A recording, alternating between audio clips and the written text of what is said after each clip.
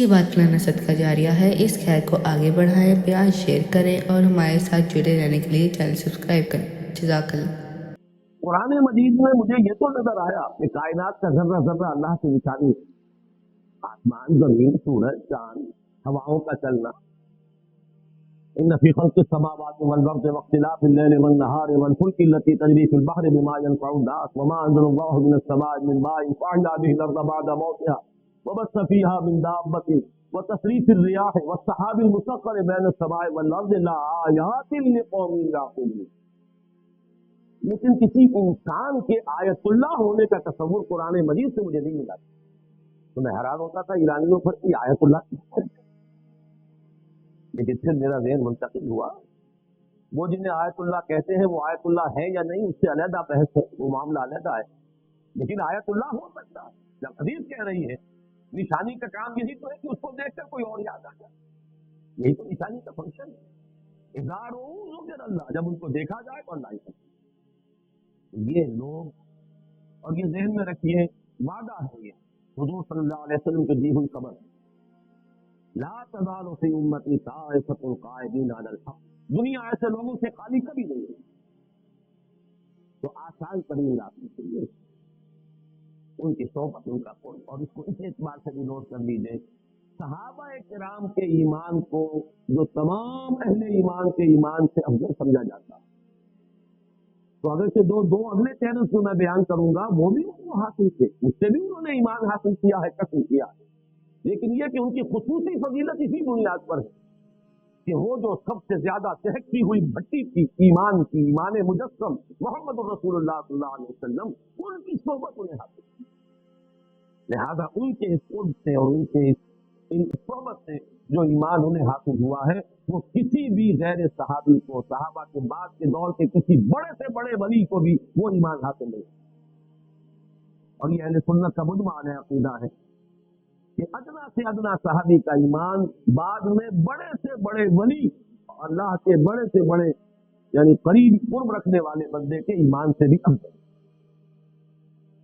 ایک ذریعہ تو یہ ہے، لیکن انالیسس کیجئے تو یہاں ایک سوال باقی رہ جاتا ہے۔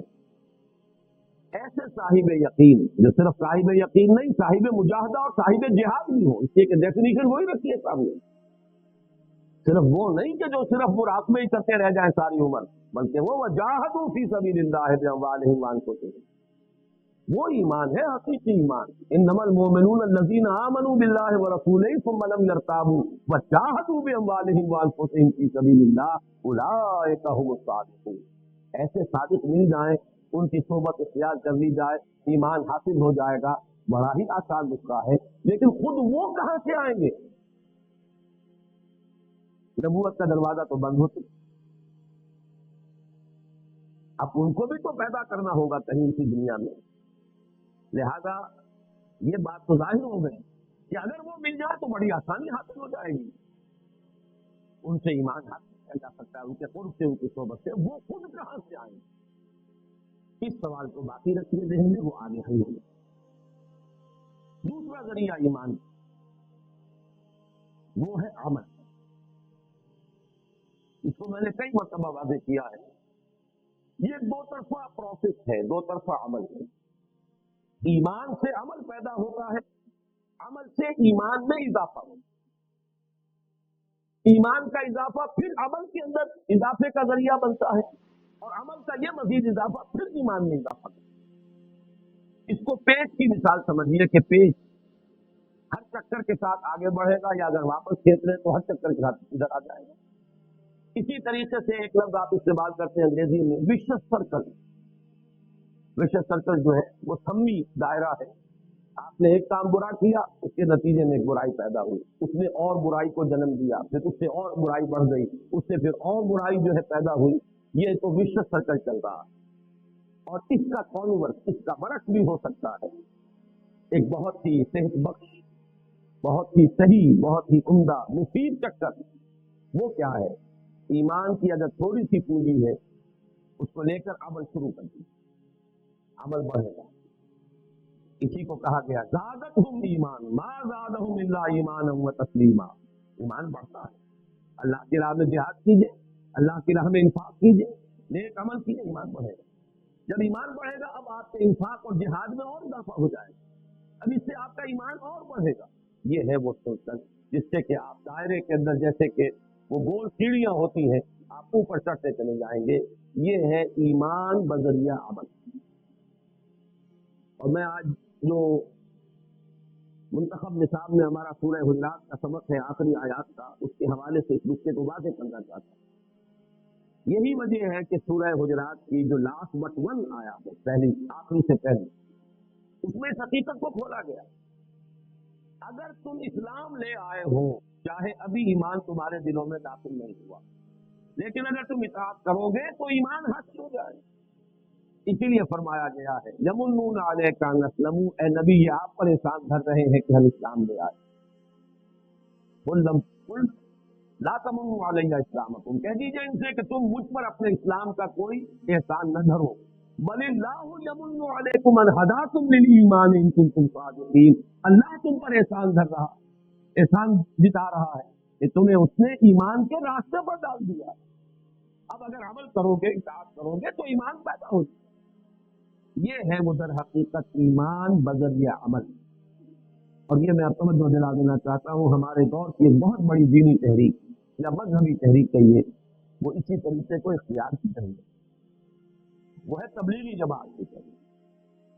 یہی وجہ ہے ان کے ہاں اصطلاح ہے ایمان کی محنت، وہ عمل کے ذریعے سے اپیل کرتے۔ نکلو اپنے گھر سے، ماحول سے، دفتر سے، کاروبار سے، بازار سے، منڈی سے، ہر چیز سے نکلو اور نکل کر آ جاؤ۔ 40 دن مسجد میں رہو گے، ممکن ہے کہ کوئی نماز چھوٹ جائے، جماعت جو ہے وہ فوت ہو جائے، رہو گے بس۔ وہاں کیا غلط حرکت کرو گے؟ ٹیلی ویژن نہیں، کوئی اور غلط جو ہے کوئی داعیات وہاں موجود ہیں۔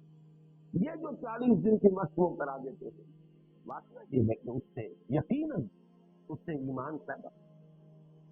میں اس کا قائل ہوں، اور یہ نہ سمجھیے کہ آج کہہ رہا ہوں، یہ تو جو میرا کتاب تھا اسلام کی نشست ثانیہ سن 67 کی تحریر، اسی میں اس قرآن اکیڈمی کا نقشہ ہے جو جس کو اس وقت اللہ کے فضل و کرم سے بنی ہوئی اور ہم اس میں بیٹھے ہوئے ہیں، وہ سارا تذکرہ وہی اس انجمن کا مینیفیسٹو ہے، اس میں نے اس کو تشریح کیا۔ عوامی سطح پر غیر علمی انداز میں ایک جذباتی اپیل کے ساتھ اور عمل کے ذریعے سے ایمان اس تحریک کے ذریعے پیدا ہو۔ فرق صرف یہ ہے کہ انٹلیکچوئل طبقہ اس سے متاثر نہیں ہے۔ آپ کنفیوز نہ کیجیے، انٹلیکچوئل اور ہے، پڑھا لکھا اور ہے۔ ہر پڑھا لکھا آدمی انٹلیکچوئل نہیں ہوتا، اور جاہل ہوتے ہیں بڑے بڑے انٹلیکچوئل، جس کو کہ آپ کہیں جاہل وہ عالم نہیں ہے، وہ بڑے انٹلیکچوئل۔ یہ صاف ہے ایک مزاج، ایک وہ لوگ ہیں جن کی شخصیتوں میں عقل کو اولیت حاصل ہے، ان سے جب تک آپ دلیل اور برہان سے بات نہیں کریں گے وہ آپ کی بات سنیں گے۔ ایک وہ ہے کہ جو جذباتی انداز میں بھی متاثر ہیں، وہ پی ایچ ڈی بھی ہو سکتے ہیں، double treble P H D ہو سکتے ہیں، اس لیے کہ وہ تو پی ایچ ڈی تو اصل میں خاص شعبے کے اندر 8-7 سال رگڑے کھاتے رہی اور ڈگری لے آئی، وہ در حقیقت اس کی علامت نہیں ہے کہ وہ صرف انٹلیکچوئل ہے۔ پڑھا لکھا ہونا اور ہے، اور واقعتاً جس کو آپ کہیں انٹیلیجنسیا میں سے ہونا، انٹلیکچوئل ہونا، اور آپ کو مل جائیں گے ایسے لوگ کہ جو دستخط کرتے نہ کر سکتے ہو اور صرف وہ انگوٹھا لگاتے ہیں، لیکن بات ایسی کریں گے منطقی کہ بڑے سے بڑے پڑھے لکھے لوگوں کو ان کے نیچے سے زمین سکا دیں۔ یہ اصل میں دو کیٹیگری کا رہتا ہے، ایک وہ جو ایموشنل سیٹ اپ کے ہیں، ان کا بلڈ اپ جو ہے نفسیاتی وہ ایموشنل ہے، ایک وہ جو ریشنل ہے، بنیادی طور پر ریشنل لوگ متاثر نہیں ہیں، اور یہ جو انٹلیکچوئل مائنورٹی ہے یہ ہے اصل سے معاشرے کے اندر افیکٹو یہ ہے، اس لیے کہ یہ برین ٹرسٹ ہے سوسائٹی کا۔ اگر یہ کنورٹ نہیں ہوگا تو معاشرہ ایز اے ہول کبھی کنورٹ نہیں ہوگا، چاہے عوامی سطح پر ایموشنل انداز میں آپ کتنے ہی لوگوں کو کنورٹ۔ یہ سغرا کبرا ہے میرا۔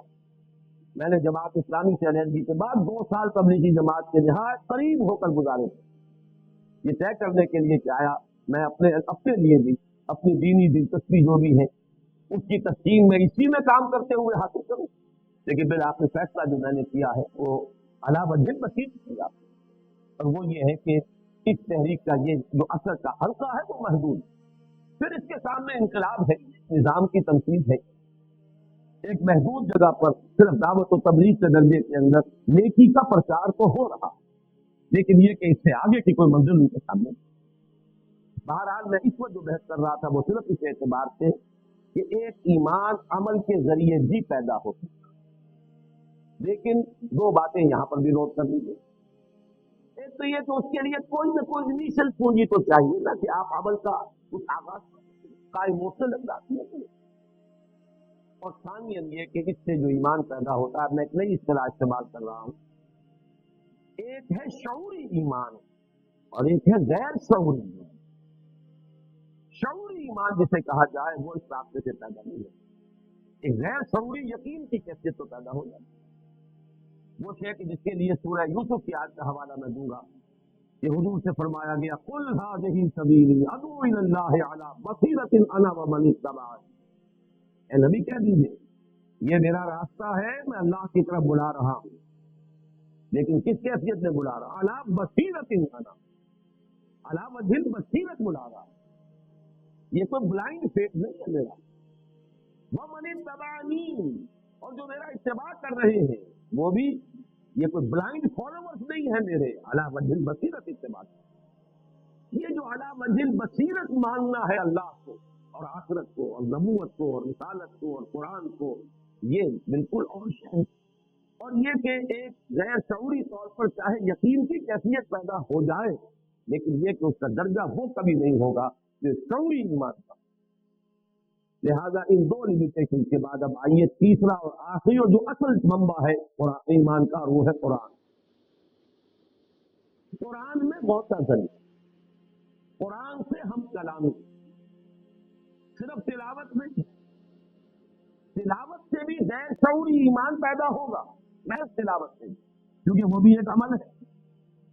جیسے آپ عمل کر رہے ہیں، کوئی اور دین کا کام کر رہے ہیں، کوئی نماز پڑھ رہے ہیں، ذکر کر رہے ہیں، تو سب سے بڑا ذکر قرآن ہے، لہذا یہ بھی ایک عمل ہے۔ لیکن وہ شعوری ایمان پیدا کرنے کے لیے جو اصل درکار ہے، آج کے دور میں تو سب سے بڑی ضرورت ہے، آج کا دور ریشنلزم کا دور ہے، لہذا یہاں تو اصل میں اس ایمان کی ضرورت ہے، اعلیٰ بصیرۃ انا ومن اتبعنی والا ایمان۔ اور اس کے لیے قرآن کے ساتھ ایک کمیونیکیشن، قرآن کے ساتھ براہ راست مکالمہ، قرآن کے ساتھ براہ راست مخاطبہ، قرآن مجید کے ساتھ ایک ایسی کیفیت بقول علامہ اقبال کہ وہ آپ کے قلب پر براہ راست نازل ہو رہا، یہ کیفیت ہے کہ جو ایمان اور ایمان بھی شعوری ایمان پیدا کرنے لگے۔ یہاں میں حوالہ دوں گا علامہ اقبال کے شعر کا بھی کہ تیرے ضمیر پہ جب تک نہ ہو نزول کتاب، گرہ کشا ہے ناراضی نہ صاحب کتاب۔ آپ قرآن پڑھیں ترجمے کے پاس، یہ آپ کو کچھ معلومات دے دے گا، ترجمہ آپ کو موو نہیں کر سکتا، ترجمہ آپ کو انسپائر نہیں کر سکتا، ترجمہ آپ کے اندر آگ نہیں پیدا کر سکتا، حرارت نہیں پیدا کر سکتا۔ ترجمہ تو در حقیقت کچھ کنٹینٹ جو ہے اس کا، کچھ معنی اسے آپ معلومات حاصل ہو جائے۔ وہی تفسیر ہے۔ واقعہ یہ ہے کہ بڑا خوبصورت مصرع کہہ دیا ہے، گرہ کشا ہے نہ راضی نہ صاحب کتاب۔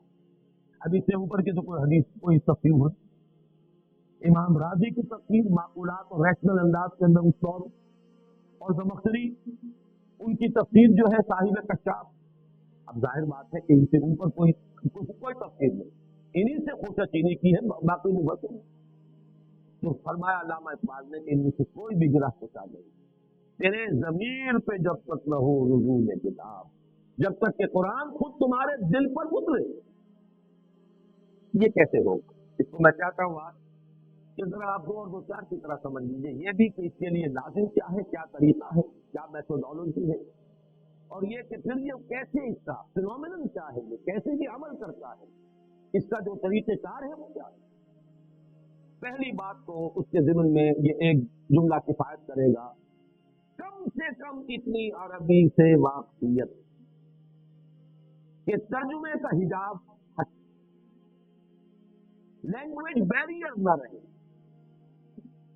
ترجمہ حجاب ہے آپ کے اور قرآن کے درمیان، یہ حجاب ہوتے ہیں، براہ راست ہم کلام ہو۔ مجھے عبداللہ ابن مبارک رحمہ اللہ کا قول یاد آ گیا، میں نے بارہا بیان کیا ہے، بہت سے حضرات کے علم میں ہوگا، یہ تبع تابعین کے دور کی شخصیت ہے، بڑے درویش بزرگ اور مجاہد۔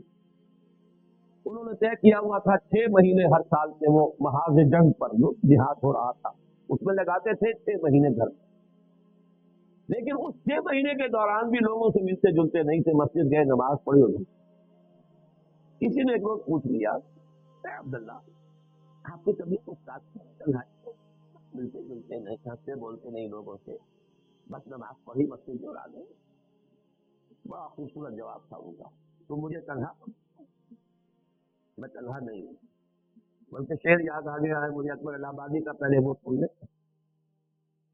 دیوانہ چمن کی سیریں نہیں ہے تنہا، عالم ہے ان گلوں میں، پھولوں میں بستیاں۔ میں چمن میں جاتا ہوں، میں تنہا نہیں ہوتا، ایک ایک پھول کے اندر ایک عالم ہے۔ دیوانہ چمن سیریں نہیں ہے تنہا، عالم ہے اس چمن میں، پھولوں میں بستیاں۔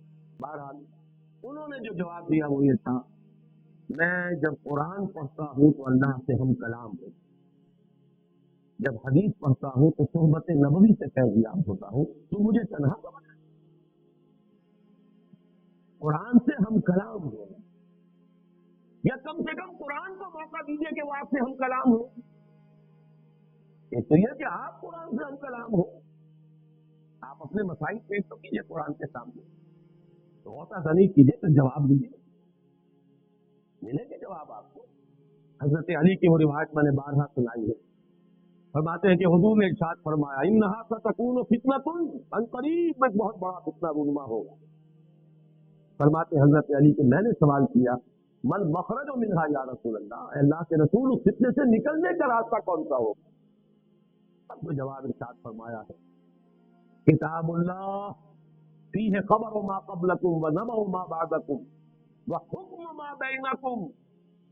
فتنے سے بچانے والی اور نکالنے والی ایک ہی شے ہے، وہ اللہ کی کتاب، اس میں تم سے پہلوں کے بھی حالات ہیں، تمہارے بعد کے لوگوں کی بھی بات کی خبریں بھی موجود ہیں، تلاش تو کرو، اور تمہارے مابین جتنے اختلافات پیدا ہوں گے ان کا حل موجود ہے، تلاش کرنا۔ جس میں اقبال نے تعبیر کیا ہے، قرآن میں ہو غوطہ اے مرد مسلمان، غوطہ زن بنتا ہے۔ یہ جان لیجئے کہ قرآن سے ہم کلام ہو، یہ تو اعلیٰ درجہ ہے، جیسے حدیث جبرائیل میں آیا ہے کہ انسان کی دو تعبیریں کی گئی، ان تعبد اللہ کانک تراہ فإن لم تکن تراہ فإنہ یراک۔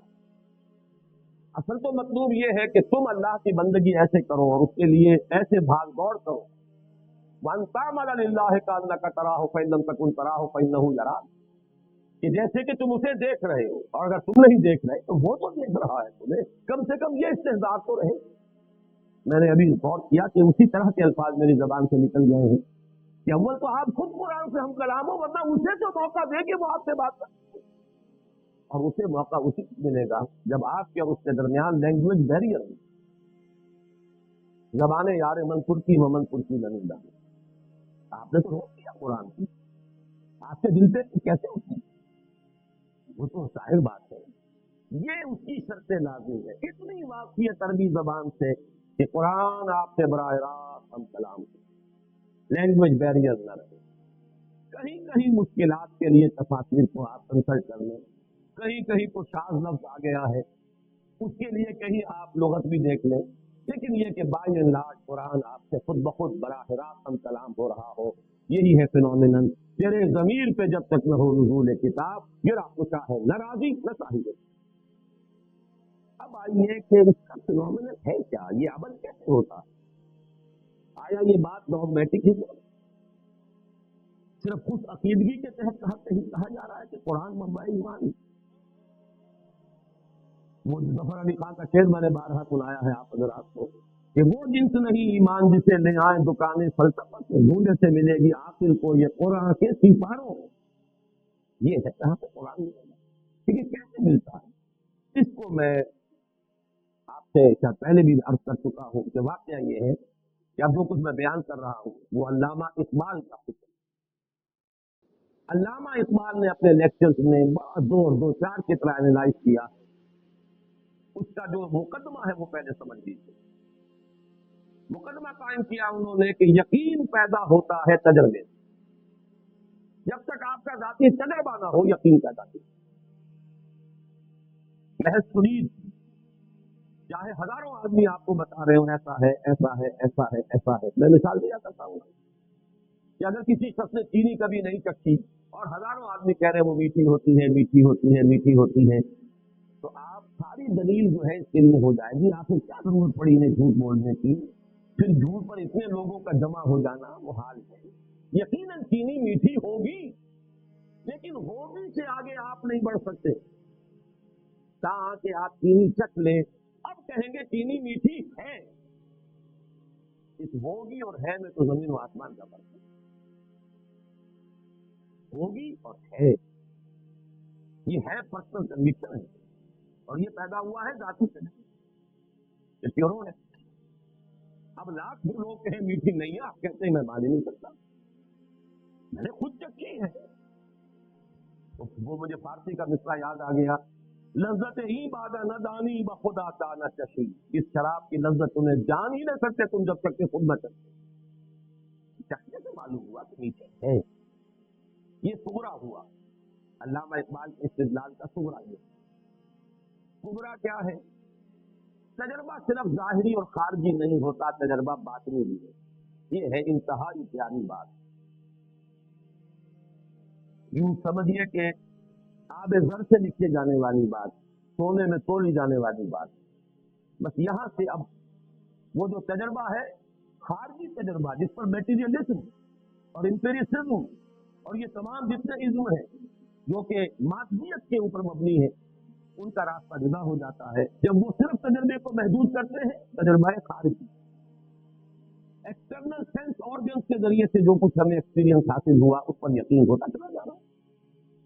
اقبال نے جو بات کہی کہ ایک تجربہ بات نہیں ہے, اندر کوئی چیز بتاتی ہے کہ یہ ہے اصل. قرآن کو آپ پڑھیں اور آپ کے اندر سے کوئی شے بتائے کہ یہ صحیح ہے. یہ بات دیکھنا تقریر کی لذت کی, جو اس نے کہا میں نے یہ جانا کہ گویا یہی میرے دل میں,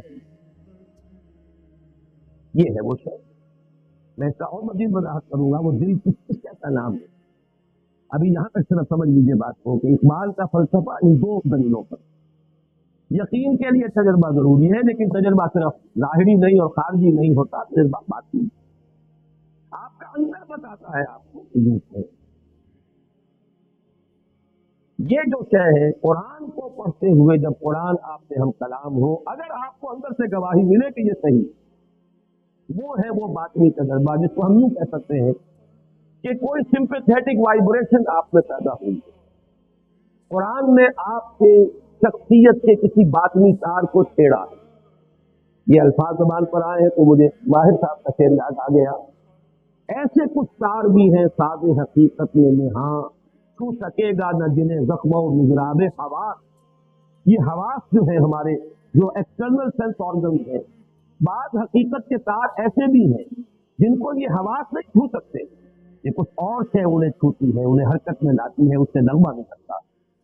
وہ جو ہے ایسے کچھ تار بھی ہیں ساز حقیقت میں ہاں, چھو سکے گا نہ جنہیں زخم و مضراب حواس.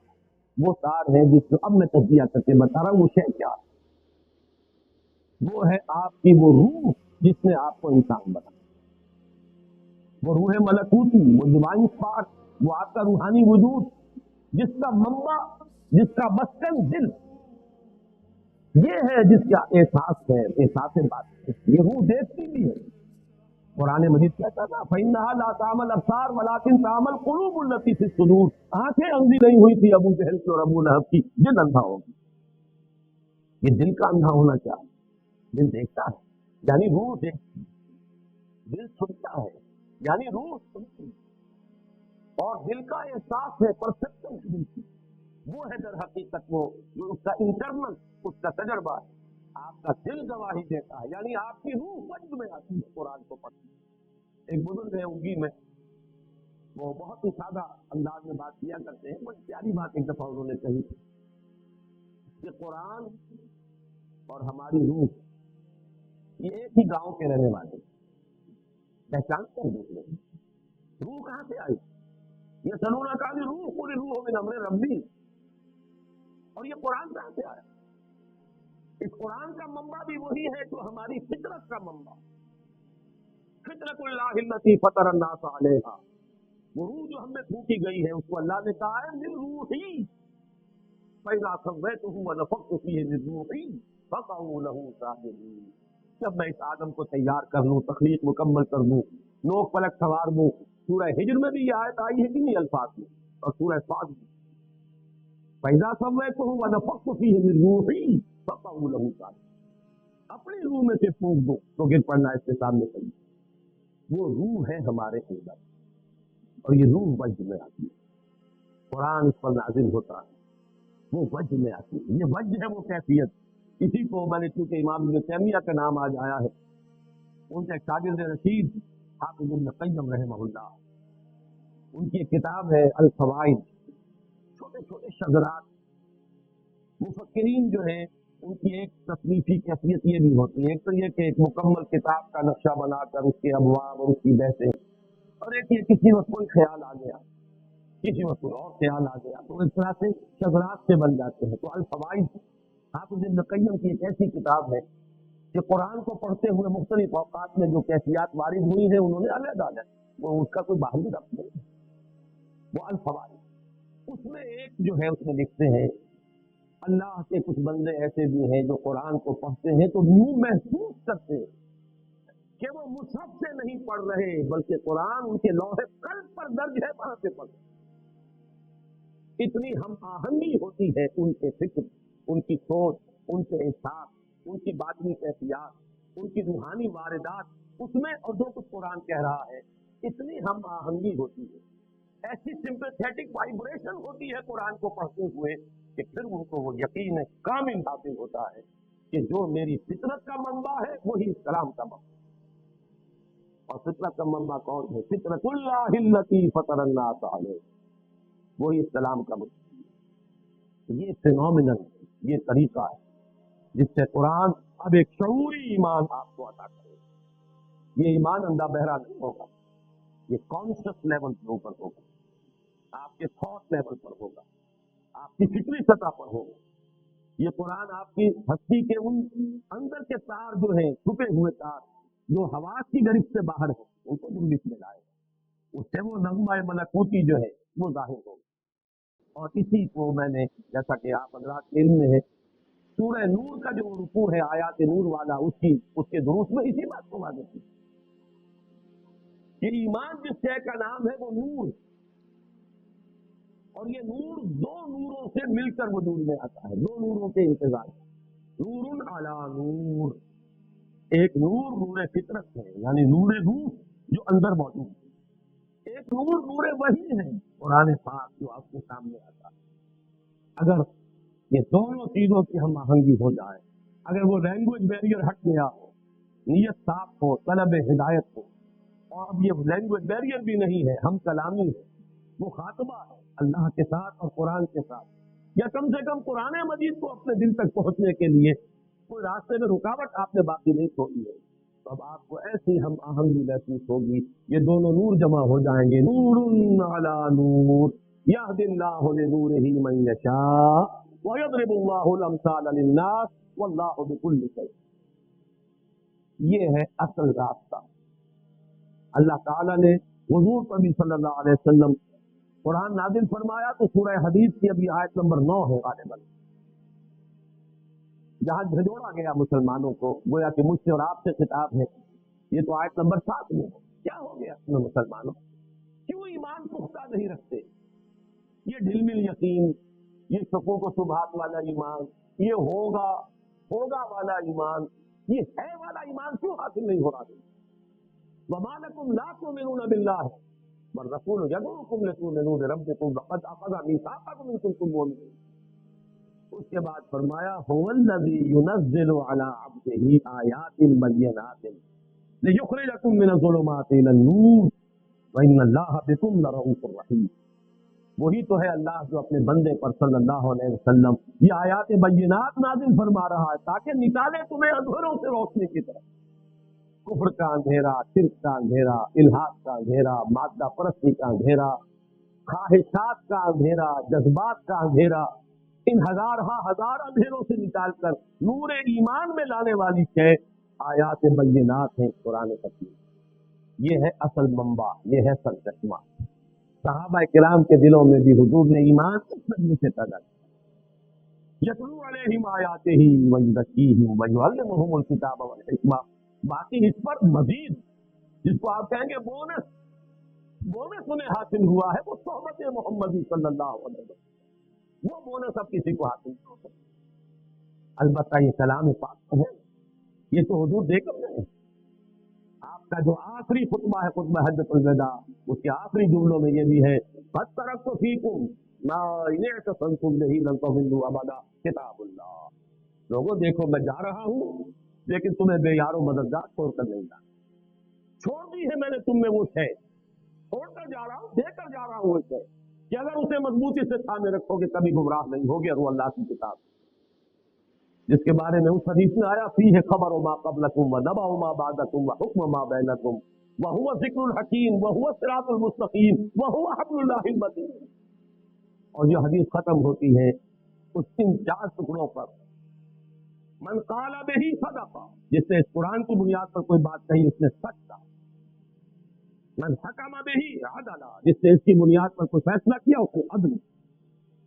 मन अमिल बिही उजरा, जिसने उस पर अमल किया उसका अजर महफूज। वमन दआ इलैहि फक़द हुदिया इला सिरातिल मुस्तक़ीम, और जिसने इस कुरान की तरफ बुलाया किसी और को हिदायत हो न हो, उसकी हिदायत हो गई सिरातिल मुस्तक़ीम।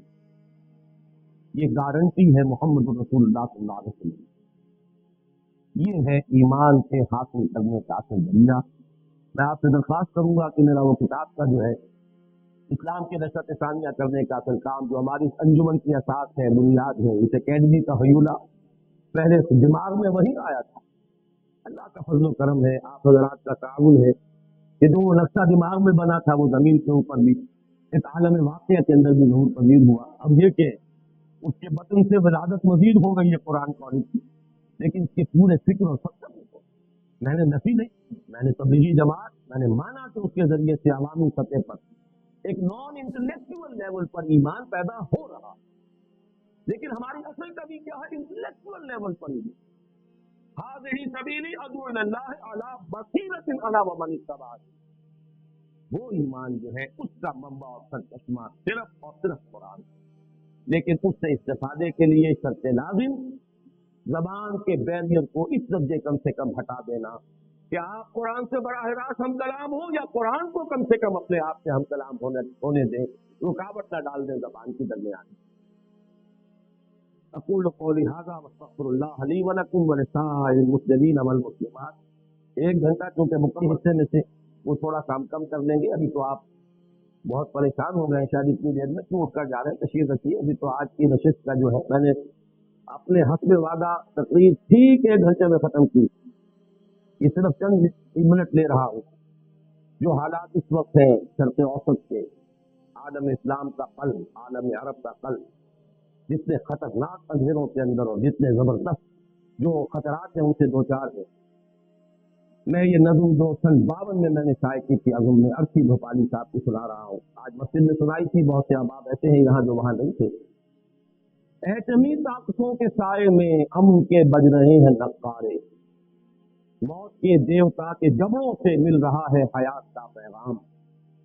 दोनों जानिब से आज एटम बम धमकियां दे रहा है इंसान को। मंडियों के सफेद व्यापारी सर्द बाजारियों से घबराकर कारखाने नए सजाते हैं, ढेर औलाद के लगाते हैं। ये सारा असलहा साजी की सबसे बड़ी सनत जो है असलहा साजी की, और सबसे ज्यादा जो है थर्ड वर्ल्ड से जो पैसे जो है खींचे जा रहे हैं वो दर हकीकत इसी से। ये दरिंदे खुदा की धरती को, कोरिया की गरीब बस्ती को नागासाकी बना के छोड़ेंगे, हिरोशिमा बना के छोड़ेंगे। ये रियाज में जब मैं गुफ्तगू कर रहा था 2-3 दिन कबल, तब मुझे ये अचानक ये शेर याद आए थे कि बैन ही वो बात जो आसिफ भोपाली ने कही थी कोरिया के बारे में, अब शायद वो इस अरब इलाके के अंदर वो बात जो है बिल्कुल एक वाकया का रूप धार कर सामने आएगी। इसके बाद जो इसके अंदर आए हैं मिसरे, वो आपसे मुखातिब होकर कहेंगे, साथियों मसलों को तेज करो। ये मसल तो कुरान की है जो हमारे पास, हमने तो बुझा रखा है। हमने ना उससे खुद अपने बातिन को मुस्तनीर किया, ना दुनिया तक उसका नूर पर पहुंचने दिया, खजाने का सांप बनकर गया। जिन्होंने भी कुछ हिम्मत की है, जो भी कुछ आगे बढ़े, जिन्होंने कुछ ताउन किया है, जिन्होंने कुछ इस सिलसिले में वक्त लगाया है, जिन्होंने कुछ अरबी सीखने की कोशिश की है, जिन्होंने कुछ अपना वक्त जो है उसकी कुर्बानी देकर कुछ इस्तेदाद फराहम की है, जो कुछ इस दावत और दर्स व तदरीस से कुरान का काम कर रहे हैं, वो सब सुने इस सिलसिले को कि अपनी जिद्दोजहद को तेज से तेज पर करो। डॉक्टर नसीमुद्दीन साहब ने मुझसे इजाजत मांगी 2-3 मिनट की। मैं समझता हूँ कि यही बात वो कहना चाहते हैं जो मैं कह रहा हूँ कि अमल के ऊपर उभारा जाए। साथियों, मसलों को तेज करो। जंगबाजों का मुल्क गिरों का काफिला तेज गाम है कितना, जंगबाजों का मुल्क गिरों का मौत के सरसरे नकीबों का काफिला तेज गाम है कितना। ये डिस्ट्रक्शन के जो मुबल्लिग हैं वो कितने तेजी के साथ आए। तबाही जो है नौ इंसानी की, और वो नौ इंसानी वाली बात अब सिमट कर उम्मत मुस्लिमा पर आ गई। आलम इस्लाम का कल्ब अब उसकी दद में है। अगर वो कीमियावी हथियार इस्तेमाल किए इराक में तो मरेंगे कौन? वो तो पूरी पूरी बस्तियां, पूरे पूरे शहर, जैसे 4000 कुर्द जो है एक बम था जिससे कि वो हलाक हुए, कोई मुतनफ्फिस नहीं। और आज भी मैं बताया हूं, पहले भी बताया था कि बाज़ अहादीस में ये रिवायत है, मौलाना हामिद मियां रहमतुल्लाह अलैह, एक अजीम जंग का जो नक्शा खींचा गया बाज़ अहादीस में, उसकी हौलनाकी और तबाहनाकी का जिक्र इन अल्फाज में किया गया है कि इतनी अमवात होंगी कि एक परिंदा सैकड़ों मील तक उड़ता हुआ चला जाएगा और उसे सिवाय लाशों के और कुछ न करेगा। साथियों, मशवरों को तेज करो, जंगबाजों का मुल्क गिरों का मौत के सरसरे नकीबों का काफिला तेज काम है कितना। और भी काफिलों को तेज करो, जंग के देवता के सीने पर चढ़ के लहरा दो अमन का परचम। लेकिन वो अमन मैंने आज जुमे में भी अर्ज किया था, अमन कहां से आएगा? सिर्फ और सिर्फ ईमान। अय्युल फरीक़ैन अहक़्क़ु बिल अम्न इन कुंतुम तालमून, कुरान मजीद में सूरह नाम में पहले सवाल किया अल्लाह से, लोगों अगर जानते हो तो बताओ दोनों फरीकों में से अमन का असल हकदार कौन है? और फिर जवाब अल्लाह ने खुद बरहमत फरमाया, अल्लज़ीना आमनू व लम यल्बिसू ईमानहुम बिज़ुल्मिन उलाइका लहुमुल अम्न व हुम मुहतदून।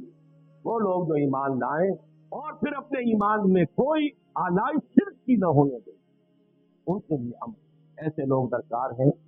फिर वो ईमान पैदा हो जाए जिसका लाजमी नतीजा जिहाद है, दीन के गलबे के लिए। इंदा सलाती व नुसुकी व महयाया व ममाती लिल्लाहि रब्बिल आलमीन। इस कैफियत के साथ इंसान अपने आप को, अपने तन मन धन को वक्फ कर दे, तब कहीं जाकर शायद इस रूए अर्जी की किस्मत बदल जाए, उम्मत मुस्लिमा की किस्मत बदल जाए, शायद हमारी किस्मत बदल जाए, हमारे हालात में बेहतरी की कोई शक्ल पैदा हो जाए। तो जरूरत है जिद्दोजहद की, कोशिश की, और जिद्दोजहद के लिए जरूरत है ईमान की, और ईमान का मंबा और सरचश्मा है कुरान हकीम। अक़ूलु क़ौली हाज़ा व अस्तग़फ़िरुल्लाह ली व लकुम व लिसाइरिल मुस्लिमीन वल मुस्लिमात।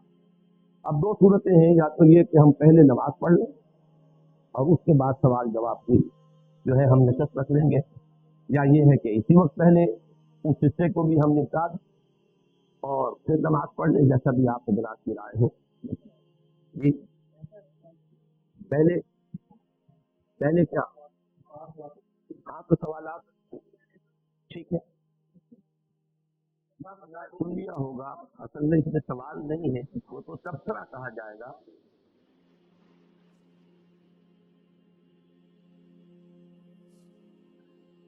अच्छी बात फलाना सदका जारिया है। इस खैर को आगे बढ़ाएं, प्यार शेयर करें और हमारे साथ जुड़े रहने के लिए चैनल सब्सक्राइब करें। जज़ाकल्लाह।